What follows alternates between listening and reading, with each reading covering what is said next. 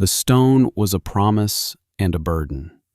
It rested on the two log rollers, a slab of granite the size of a coffin, its gray surface flecked with quartz that caught the late summer sun. Elias put his shoulder to it, his boots digging into the soft earth of the clearing. He strained, muscles coiling in his back and legs, the world narrowing to the pressure, the scent of crushed pine needles, and the groaning complaint of the logs. The stone moved an inch, then another. Boro, his dog, a mix of wolf and something larger and more patient, watched from the shade of a birch tree. His amber eyes did not blink. He sat with his head cocked, a silent witness to the boy's stubborn folly. Boro had been his father's dog, and now he was Elias's, and the animal's quiet presence was the only thing that felt like inheritance. Elias paused, breathing hard, sweat stinging his eyes. He wiped his brow with the back of a dusty hand. Before him stood the cabin, built by his father's hands, solid and unassuming. But to the north side, where the wind hit hardest, a new foundation was taking shape. A 10 by 10 foot square of carefully laid fieldstone, dug 3 feet into the ground. This granite slab was destined for that foundation. It was the first of 200 he would need. He straightened up and walked back to the cabin. Inside, the air was cool and smelled of wood smoke and dried herbs. On the simple plank table lay his father's journal. The leather cover was worn smooth, the pages filled with a tidy, precise script and intricate drawings. Elias had lost his parents to the fever last spring, a swift and silent thief that had left him with the cabin, the dog, and this book. He turned to the marked page. The drawing showed a cross-section of a room, a small, thick-walled chamber built of stone, with a massive central hearth and a complex system of flues snaking through the walls and floor like veins. His father had called it a kachelofen, a masonry heater, but on a scale no one had ever attempted. It was designed not just to heat a room, but to become a reservoir of heat itself, a thermal battery that would absorb the energy of a small, efficient fire and then radiate it steadily for days. A stone heart for the house. A voice cut through the quiet. "That's a fool's errand, son." Elias looked up. Mr. Abernathy sat atop his bay mare at the edge of the clearing, his face a roadmap of weathered skepticism. He was the oldest man in the settlement, a man who had survived 40 winters in this unforgiving land and believed he knew everything there was to know about the cold. He gestured with a leather-gloved hand toward the foundation. "You're building a cold sink, is what you're doing. That much stone attached to your house? It'll suck the heat right out of your bones. Every log you burn will be feeding that rock instead of warming your skin. Wait until winter. You'll be a block of ice by November." Elias felt the familiar tightening in his chest, the urge to retreat into the silence that had become his shield since the fever. He looked from Abernathy's dismissive face to the journal on the table. He had read the principles 100 times.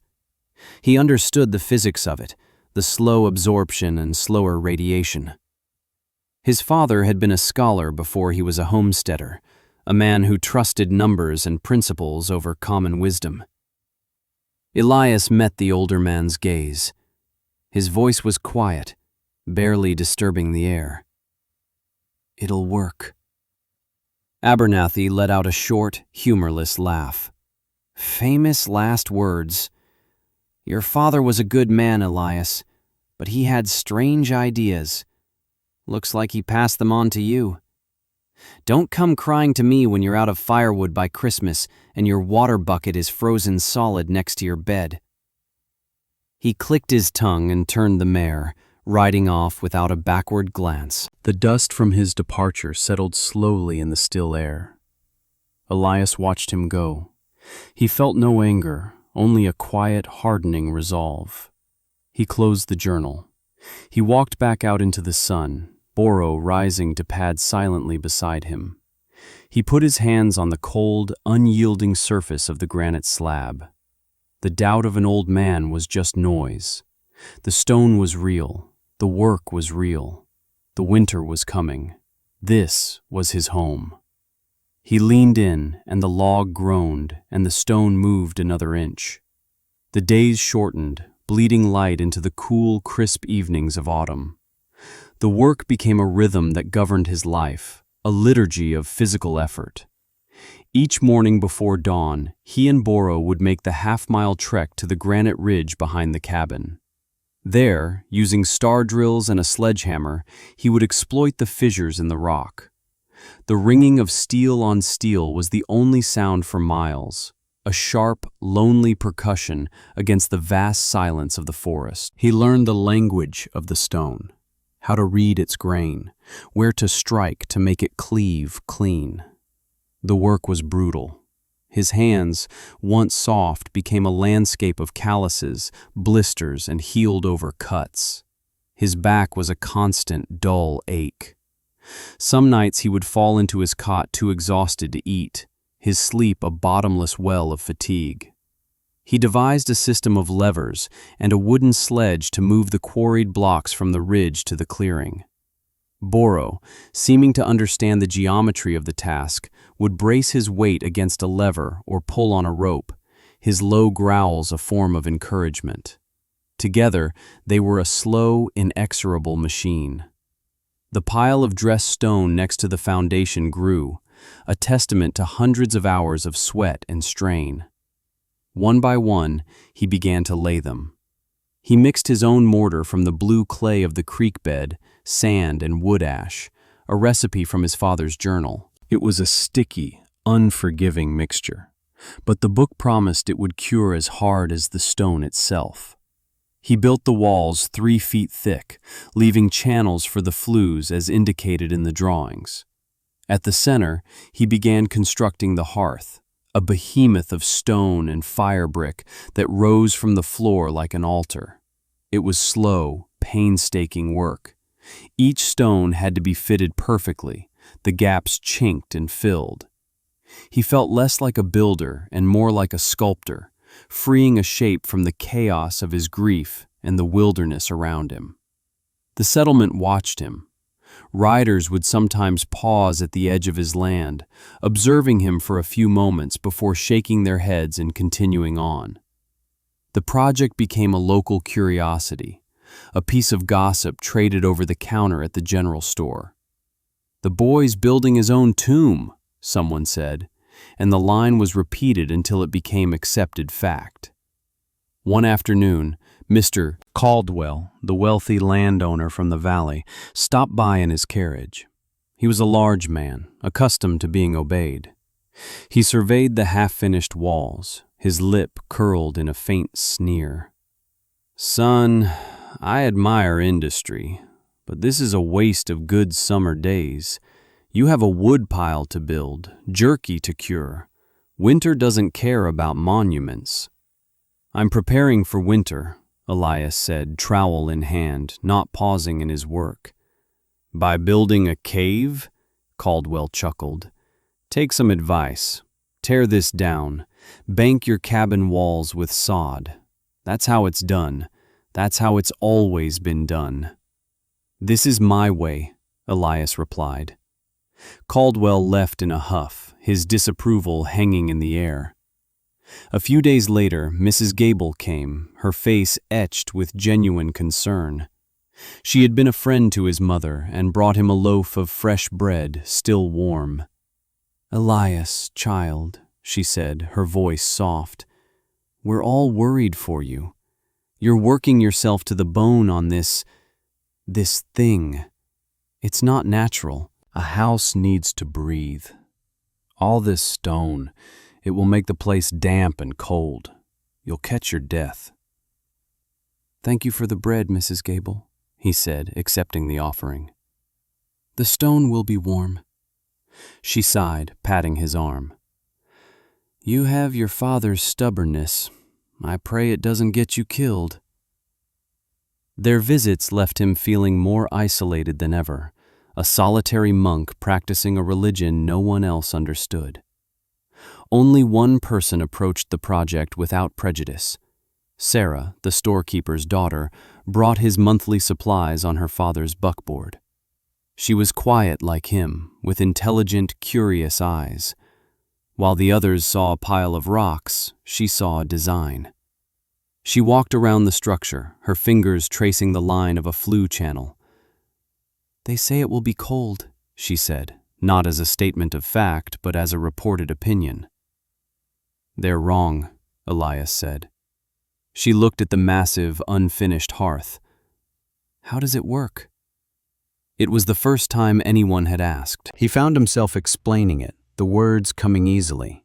He spoke of thermal mass, of how the smoke and heat would travel through the stone, warming the entire structure from the inside out before exiting through the chimney.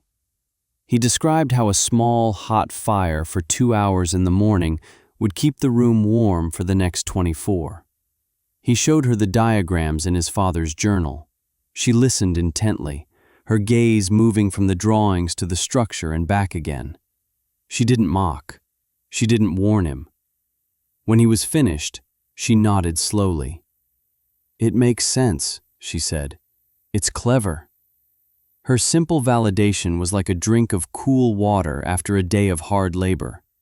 It fortified him, washing away the dust of the community's scorn. When she left, he returned to his work with a renewed sense of purpose. He was not just building a room, he was honoring his father. He was proving that a new idea was not necessarily a wrong one, and perhaps he was building a place where a question like hers could be asked, a place of warmth and quiet understanding. The stone seemed lighter after that. By the first week of October, the room was complete.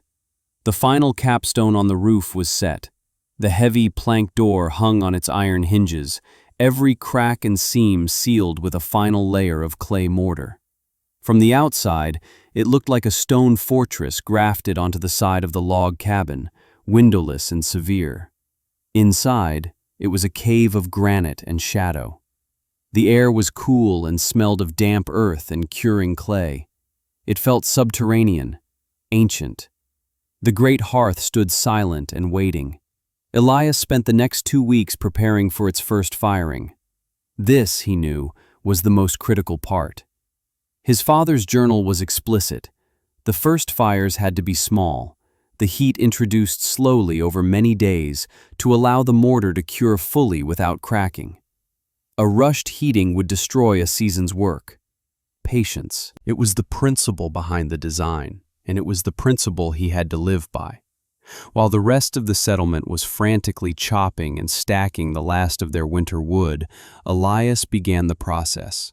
He laid a tiny fire in the cavernous hearth, a mere handful of kindling. The smoke drew perfectly up the flue, a thin white wisp rising from the new chimney. He let it burn out and then waited a full day. The next day, he built a slightly larger fire, and so it went, for 10 days, each fire a little bigger, each burning a little longer. He would sit inside the stone room for hours, his hand resting on the wall, feeling for the slightest change. For the first week, there was nothing. The stone drank the heat without a trace, remaining as cold as a riverbed. Abernathy's words echoed in his mind. "It'll suck the heat right out of your bones." But on the 8th day, he felt it. A subtle shift. The chill was gone from the surface of the stone near the hearth. It was no longer cold, but neutral, the temperature of his own skin. By the 10th day, the stones were discernibly warm to the touch. By the 12th, a gentle, pervasive warmth radiated from the walls, the floor, the hearth itself. It was not the scorching, direct heat of an open fire, but something more elemental, like the retained warmth of the earth after a long summer day. It was a living heat. Boro seemed to feel it too, leaving his usual spot by the cabin's iron stove to lie on the stone floor of the new room, sighing with a deep contentment. With the room now proven to himself, Elias turned his full attention to firewood. The townspeople had mocked the size of his project. Now they mocked the size of his woodpile. He worked relentlessly, his axe swinging from dawn until dusk. He cut, split, and stacked with a feverish intensity. He knew the stone room was efficient, but the coming winter, he sensed, would be anything but ordinary. The signs were there, for those who knew how to read them. The squirrels were frantic, their caches overflowing. The geese had flown south a month early. The first snows arrived before Halloween, a heavy, wet blanket that clung to the pines and didn't melt. Abernathy stopped by again, this time his tone less mocking and more genuinely concerned. He looked at Elias's woodpile, which was now taller than the cabin itself. "That's a mountain of wood, boy, enough for 3 families. You planning on burning the whole forest to heat that pile of rocks?" "It's going to be a hard winter," Elias said simply, wiping sweat from his brow despite the chill in the air. "That it is," Abernathy agreed, his eyes scanning the gray, oppressive sky. "I've seen a winter like this shaping up only twice in my life. The first time, I was a boy. It killed half the livestock in the valley. The second time, it took my brother." He paused, his gaze falling on the stone room. "I hope for your sake that thing works, I truly do. Because a winter like the one that's coming doesn't forgive mistakes." He rode off, leaving behind a silence that was heavier than before. Elias watched him go, then picked up his axe. The rhythmic thud of splitting wood was his only answer to the old man's warning. It was the sound of preparation. It was the sound of hope. The storm did not arrive. It descended. It began not with wind or snow, but with a stillness, a deadening of the air, and a cold so profound it felt like the world was holding its breath. The sky turned the color of slate, a low, bruised ceiling that seemed to scrape the tops of the tallest pines. Then the first flakes began to fall, small, hard, and dry, like pellets of salt. Within an hour, they were a blinding curtain, driven by a wind that rose from a whisper to a feral shriek. It was a blizzard born of Arctic legend, the kind of storm that erases landmarks and rewrites maps. For the first day, the people of the settlement hunkered down, confident in their preparations. Their cabins were banked with earth, their stoves glowing red-hot, devouring cordwood. But this was no ordinary storm. The temperature plummeted, -10, -20. The wind found every crack, every chink in the mortar, every gap in the floorboards. It was a physical presence, a relentless thief stealing warmth. The fires that had once seemed roaringly sufficient now fought a losing battle against the encroaching cold. Woodpiles that were supposed to last a month were half gone in 3 days. Inside Elias's cabin, a different reality unfolded. In the main room, the iron stove did its best, but the cold still crept in around the windows and under the door. But the stone room was an anchor of warmth in the heart of the storm. Each morning, Elias would build a small, hot fire of seasoned birch in the massive hearth. For 2 hours, the flames would roar, the sound contained within the stone. He would then close the heavy iron damper, sealing the heat within the intricate flue system. And for the next 24 hours, the entire mass of the room, walls, floor, and hearth, would radiate a steady, gentle warmth. The temperature inside never dropped below 65 degrees. The air was dry and still. There were no drafts. Boro slept soundly on the floor, his paws twitching as he dreamed, oblivious to the white fury raging outside. Elias would sit for hours with his hand on the warm stone, a feeling of deep, quiet vindication settling over him. His father's calculations, his own labor, it had all been true. On the 4th day of the blizzard, a frantic pounding came at his door. Elias pulled it open against the wind to find a figure caked in snow, barely recognizable. It was Mrs. Gable. Her face was pale with cold, her eyes wide with fear. "Elias," she gasped, her words snatched away by the wind.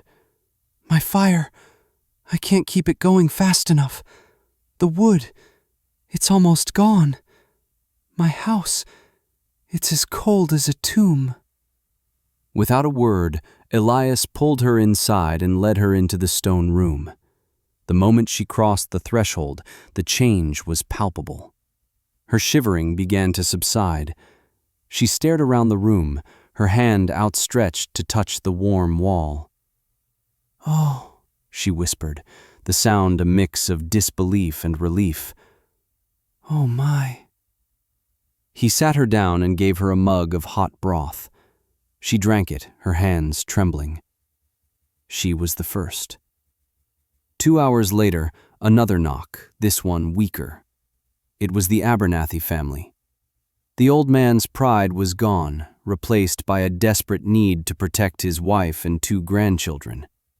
His own cabin, built according to the wisdom of 40 winters, had failed him. The cold had beaten him. His face was a mask of defeat and humility as Elias led his shivering family into the warmth. He looked at the stone walls, at the peaceful dog, at Mrs. Gable wrapped in a blanket. He didn't speak, but his eyes said everything. By nightfall of the 5th day, Elias's cabin had become a sanctuary. Word had somehow passed between the closest neighbors, a desperate chain of survival. The Caldwells arrived, their wealth and status rendered meaningless by the absolute power of the cold. They were followed by 3 other families, a total of 17 people crowded into the small cabin, with the stone room as their life-sustaining core.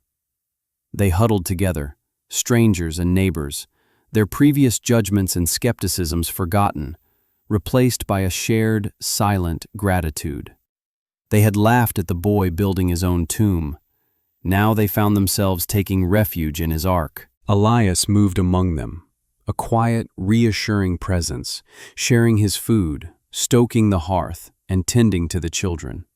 He said little, but his actions spoke a language everyone now understood. He had not just prepared for himself, he had prepared for them all. The stone heart of his house had become the heart of their community. The blizzard raged for 2 more days, a relentless siege. When it finally broke, the silence it left behind was as shocking as the noise had been. The sun emerged, pale and watery, illuminating a world transformed, buried under 8 feet of snow. The landscape was a pristine, rolling expanse of white, beautiful and deadly. For a full day, the survivors in Elias's cabin simply rested, recovering their strength, their minds slowly processing the ordeal they had endured. Then, slowly, the men began to dig their way out, carving tunnels through the massive drifts back to their own homes. What they found was devastating. Roofs had collapsed under the weight of the snow. Livestock had frozen in the barns. In the cabins, everything was frozen solid. Water in buckets, food in the pantries, ink in the wells. It was clear that had they remained in their own homes, few would have survived the final 2 days. The Great Blizzard, as it would come to be known, had been a killer. But in their small corner of the valley, no one had been lost. A week later, after the initial shock had worn off and the hard work of recovery had begun, a group of men appeared at the edge of Elias's clearing. It was Mr. Abernathy, Mr. Caldwell, and half a dozen others. They did not sit on their horses or in their carriages. They stood, hats in hand, their faces somber. Elias came out of the cabin, Borrow at his side. Abernathy stepped forward. He was an old man, but he stood straight, his eyes clear. He looked directly at Elias. There was no preamble, no excuse. "You were right," he said, his voice quiet but firm. "I was wrong. My ways were old, and the winter was new. You saved my family. You saved us all. Thank you." Mr. Caldwell nodded his agreement. "We were fools. We saw stones and hard work and we called it folly. We should have seen wisdom. Elias simply nodded, accepting the apology. There was no need for more words. The shared experience of the storm had said it all. Then Abernathy asked the question that had been on all their minds. "That book," he said, "your father's journal, would you be willing to teach us? We don't want to face another winter like that unprotected." And so, the quiet, isolated boy became a teacher. That spring, as the world thawed and came back to life, the settlement buzzed with a new kind of energy. Men gathered at Elias's cabin, not to mock, but to learn. He shared his father's journal freely, explaining the principles of thermal mass and flue design. He taught them how to quarry the stone, how to mix the clay mortar, how to build for the cold. Abernathy, his former critic, became his most dedicated student, his old, stubborn pride replaced by a humble desire to understand. They started building. All through that summer, the ring of sledgehammers on star drills echoed through the valley. They were not building monuments like Elias's room, but smaller, more practical versions. Massive hearths with stone benches that would stay warm all night. Thick stone walls built into the north sides of their existing cabins. Elias moved between the work sites, offering advice, helping solve problems, a respected leader in the community that had once dismissed him. Sarah was a constant presence by his side. She had been there through the storm, helping care for the children and the elderly, her calm strength a quiet counterpoint to the howling wind. Now, in the aftermath, she helped him copy the diagrams from his father's journal so every family could have one.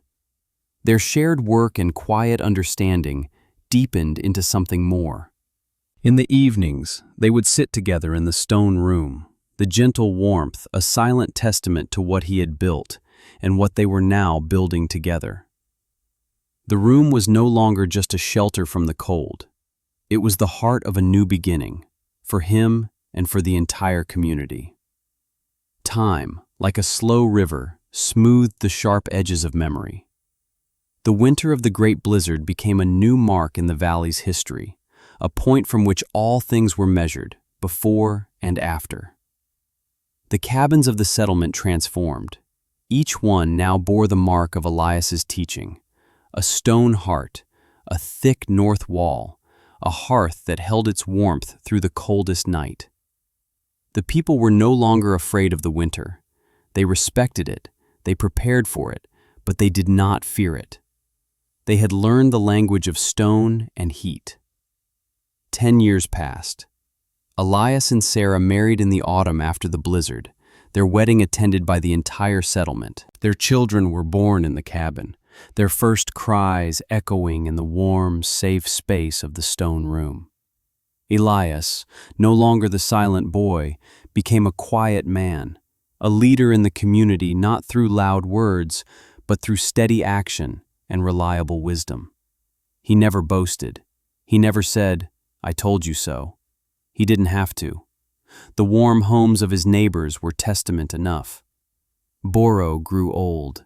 His muzzle turned gray, his powerful legs stiffened.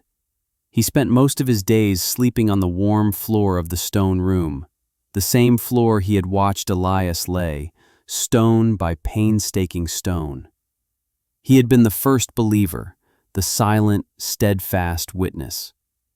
One winter morning, Elias woke to find him gone. He had died in his sleep, curled in his favorite spot by the hearth, at peace. Elias carried his old friend's body, wrapped in a blanket, to the small hill overlooking the cabin.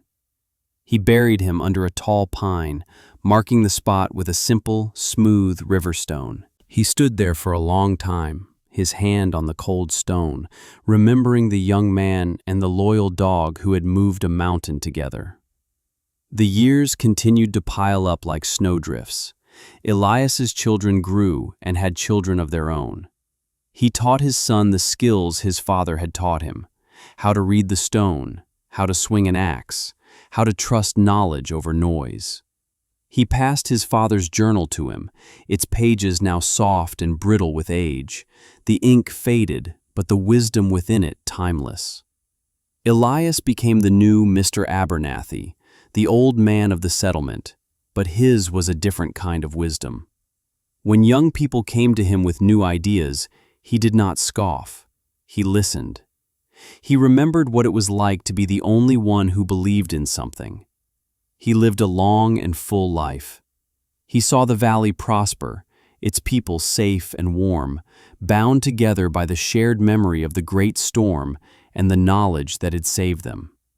He never left the cabin he had inherited and remade. It was his anchor, his legacy. One night, in his 87th year, Elias went to sleep in his bed, the cabin filled with the steady, radiant warmth of the stone room. He did not wake up. He passed peacefully in the home he had built, a home that had sheltered and protected so many. Decades later, the cabin still stood. It was a local landmark now, a piece of living history. The forest had grown up around it, but the clearing was still maintained, the massive woodpile still stacked by the side of the house each autumn, a tradition that had never died. A new family lived there, young and full of life, and in the winter they gathered in the stone room, telling their children the story of the quiet boy who built it. The entire town, now larger and more prosperous, was a testament to his innovation. The stone-hearted cabins were a defining feature of the architecture, a symbol of the valley's resilience. On the hill overlooking the cabin, under the tall pine, 2 river stones now marked the ground. One was for Boro, the other was for Elias. His epitaph was carved into the granite by a stonemason's careful hand, the words chosen by the whole community. They were simple, direct, and true. They read, "Elias Cole. He built for the cold and gave us all warmth." The stones stood against the wind and the snow, a silent, enduring monument, not to one man's folly, but to the profound and lasting power of quiet persistence. It was a promise kept, a legacy as solid and as warm as the heart of the home he had built below.